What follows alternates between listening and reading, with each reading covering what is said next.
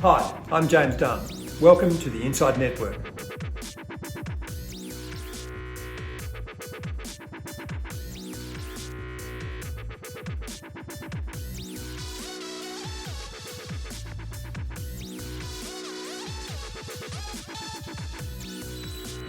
The Martin Currie Real Income Fund celebrates a strong track record over its 13 years of activity. And with me today in INDepth, we've got the fund's portfolio manager, Ashton Reid. And Ashton is going to take us through the Australian real asset universe and talk us through the attributes of dividend income streams that come from stable assets like property and infrastructure. Welcome, Ashton. Thanks, James. It's a pleasure to have you here. It's great to be here, thank you. I'd like to start with just getting the definition right of exactly what you think of under the term real assets. Yeah, that's a great question. So real assets we see as the building blocks of modern society. They're part of our everyday life and you use them without realising. So they might be from the moment you wake up and turn the lights on, the utilities that we own are delivering power and connectivity to your house. Infrastructure forms a big part of our universe, and that's everything from an airport to a toll road, key assets and monopoly characteristics, and then real estate. So that's the modern day shopping centre as the village square to where we're sitting today, to childcare, storage. So these are assets that are driven by population, and that's a key feature. We invest in markets where population growth is the mega trend that's driving demand for our real assets. It's probably bolstered as well by energy transition. We're needing more real assets per person than typically we have in the past, as we need to build out networks and grids, and data is probably another strong growth trend that's driving real assets. Everything from telco towers to data centres.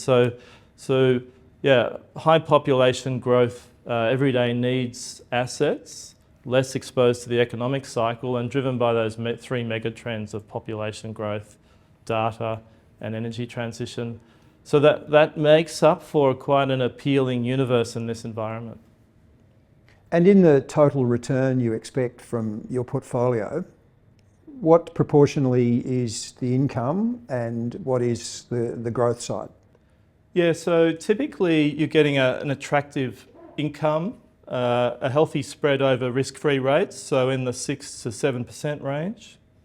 And then we're looking for inflation-like growth, and we're seeing that in our portfolio as inflation's accelerated, growth is accelerating. So probably 70% yield, 30% growth, but stronger growth in a stronger inflationary environment. How have real asset portfolios handled rising interest rates, rising inflation, and just the risk of economic slowdown that's on the horizon? How has that really buffeted the income streams? Yes, great question. We've certainly seen rising inflation drive up the cost of funds. And so for us, it's about searching for an inflation-protected cash flow. And that's about, do you have pricing power? And so not all real assets have pricing power in this environment. We'd flag that that's probably the key thing that we've been looking for is real returns, so inflation protection. And you're less exposed to that economic cycle because you're driven by population growth. So they're the holy grail that we're searching for. And probably a good example of that is the regulated side of returns, where you've got, say, a network, a fibre optic network, like in New Zealand, New Zealand's NBN. Your returns are regulated, so they actually rise with a rising inflation bond rate, so that's appealing. And you're driven by the population use of that network, which is obviously strong in New Zealand. And it's less exposed to what's happening in the New Zealand economy. So that's what we're looking for. And that's why we think real assets have a strong role to play in portfolios, particularly when you consider inflation looks persistent. And there's economic clouds on the horizon, so that makes equities more questionable in this environment. You use listed exposures. So do these assets lose some part of their real nature when the exposure to them is listed and exposed thus to systemic stock market risk? Yeah, so maybe just to fully disclose, we only do listed real assets. So I'm probably a bit biased in the answer, but certainly we do see more volatility than the unlisted side. But we'd say that that's reflecting true market pricing, and listed prices have adjusted to higher bond rates and inflation. So we describe that as the voice of the many reflected in the listed world. And we think that transparency is really important and the true market price, as opposed to the unlisted world where a lot of real assets can get exposure. We think that's, in some ways the voice of one valuer or an opinion. And so we just question, yes, you have less volatility in the listed world, in the unlisted world, but we'd say the transparency of listed is really important, particularly in this environment. And probably the quality of listed real assets is better than the unlisted world. So we think there's a couple of ticks on the plus side for real assets, listed real assets being a good inflation proxy. How important to the portfolio are real estate investment trusts, the REITs, the artist formerly known as LPTs? Yes, so they represent about 50% of our portfolio, and we think that's one of the secrets of our approach is that blend. So there's at times where real estate looks less attractive than infrastructure utilities. For example, during COVID, the REITs were probably more impacted than a utility where we were locked at home. But then, coming out of COVID, the reopening trade has been quite appealing in shopping malls, for example. So we think that blend works really well for us, and that bigger sandpit of opportunity is important. So they have a strong role to play, but we think we need to be quite selective in the right kind of real assets. And within that allocation, of course, office property, commercial property, there's quite a bit of dislocation among those kinds of assets. How's Martin Currie feeling that will play out? Yeah, I think it talks to what we're seeking is inflation protected cash flows. And so the question is, we've got a rising cost of debt. Do you have pricing power in that environment? Can you raise your rent? And certainly with coming out of COVID, working from home has disrupted the demand, and you've had a disconnect between employment and take up of office space. We've effectively got too much supply, which is never good for real estate markets. So we're pretty circumspect about office because we don't think they have pricing power. We can't raise rent in this environment and to match that rising cost of debt because of the inflation backdrop. So we think real estate has a role to play, but the right kind of real estate and commercial, we're probably sitting on the sidelines, but certainly the listed world is looking more interesting than the unlisted world when it comes to office plays. And there could be an opportunity at some point, but we're looking for better pricing tension with the landlords over renting their assets. As an active manager, Ashton, how much time do you devote to the research and analysis process before you push the button on taking a position? Yeah, so if I think about our process, we think it's really important to be active in the listed real asset world. We think there's lots of concentration in the indices, particularly in a real estate sense. And if you go offshore in real assets, you have a lot of concentration in low population growth areas. So Europe, Germany's population's peaked, Japan, big part of the REIT market. So it's important to own high population growth areas and real assets. So that's a big part of our process, just looking for those markets. Australia, New Zealand, Asia is really appealing, parts of America. So I'd say active is important. From a screening perspective, we think the right kind of real assets, again, we don't want to own greenfields or development risk. You're seeing China, property developers blow up at this, but one could call them real assets, but we just don't think they make sense in an income-focused portfolio. So we don't want to own those. We screen out ag and commodities risk. We don't own gold, and some people might define that as a real asset. Why? Because you don't have pricing power. You don't have inflation protection.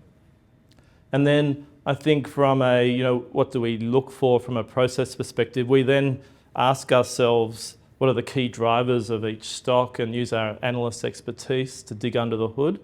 But we use four lenses of quality, value, direction, which is a quantitative measure, things getting better or worse, and then sustainable dividends. So what can a real asset pay on a sustainable basis in an income sense? And that allows us to position portfolios in the most attractively priced income with a bias to owning better quality.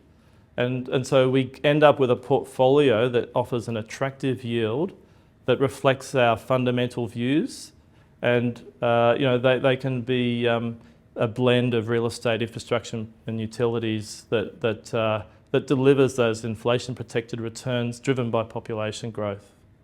What's the kind of deal breaker that will make you either not buy a stock you're looking at or move one of the holdings in your portfolio into the sell column?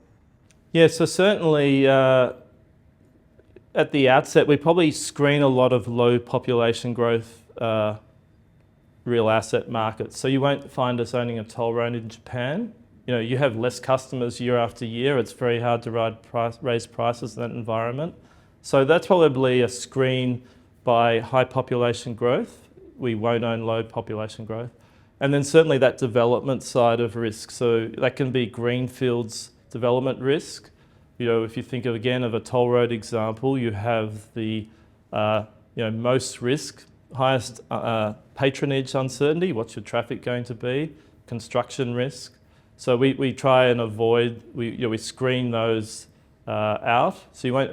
And then from a catalyst to sell of something we might own, it will really be a downgrade in our perspective of quality or sustainable DPS. And so that's the cash flows.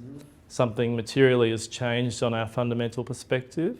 And office is a good example where our perspective pre-COVID of rent is much lower now than, because they've lost pricing power. You've had supply come into the market from excess surplus space. And so we've lowered our sustainable DPS, particularly in the face of higher interest rates. And so that's seen us sell out of some of the office that we owned and probably kept us out of looking at it today. So been very disciplined on value. And then that quality side, we probably change that less often, but that's that denominator of our return hurdle. Has to be higher in a lower quality investment. And we would, respond to the market dynamics. It might be a view on management, business strength. They tend to be pretty stable in the real asset space, so it's probably more that management perspective where we've downgraded our view on a management team, and that may change us our perspective of quality. And we'll own less of a lower quality name or sell out completely if it's at that lower end of the spectrum. What's an example of a stock holding that's worked really well for you? Yeah, I think, I mentioned New Zealand's NBN, the fibre network that is the backbone of the internet. That's Chorus. It's listed on the ASX as well as the New Zealand market. That's been a great stock for us, and I think it reflects a couple of things. It's a regulated return, and so as interest rates and bonds rise, you've got that inbuilt inflation protection. And for us, it's that fundamental analysis as well. So we're part of a broader equity team. Our real asset team's embedded in a broader equity team. So we have our telcos analysts understanding the key drivers and competitive dynamics of that market, because whilst it's a monopoly, it's actually got competition from the telcos, from wireless. And so understanding how that market works is key. So yes, you've got a monopoly to raise prices, but can customers afford it? Will you lose customer share? And so understanding those key drivers was really important, and we see strong growth in that market from New Zealand's population, and just that take up of data. In many ways, it's become almost an essential utility, your high-speed network connected house. And so all those things appeal, particularly in this inflationary environment where we want low economic exposure sensitivity. And that's been a great stock as the market has rewarded those growth attributes. Higher bond rates mean higher returns in that case. And they've had extra capital deployment opportunities as the population's growing to build out that network. So that's been a strong performer in portfolios, and tick that as a winner. And from an investor point of view, what's your view on how important the search for stable income streams is going to be going forward? Well, certainly as the market is, of investors is shifting towards the need for income as people are moving towards retirement, that's a great question to answer, because we think you need a growing dollar of income in retirement. So that maintains your cost of, in a rising cost of living, that maintains your pricing power, your ability to maintain your living standards. So that becomes really important, a growing dollar of income, not just a high yield, but can it match inflation? And so that's why we focus on those inflation-protected returns. I think longevity risk becomes into the spectrum, because you're a long time retired, so you need, yes, you may be accessing the pension, but that's not necessarily going to get you there fully. So we think you need to take risk beyond, equity risk or real asset risk to deliver a growth in income for a long period of time. So that talks to sequencing risk. So if you have the right kind of exposures to equities, to real assets, to the pension, you can avoid that sequencing risk. So having to access your capital in detrimental markets. And equally, we don't think your off-the-shelf solution works. You have to be less concentrated when it comes to income solutions. You don't necessarily get that with an index product, and you don't have that focus on income. So for example, if I look at the REIT index as a proxy for real assets and property, 65% of your portfolio would be in 5 stocks. We don't think that's very smart from an income perspective, and talks to the need for diversification in income. So growing dollar of income is probably the simplest way to phrase it, we think solution-based products are really important to deliver that. I've been going in depth with Ashton Reid, Portfolio Manager at the Martin Currie Real Income Fund. Ashton, thank you very much. Thank you.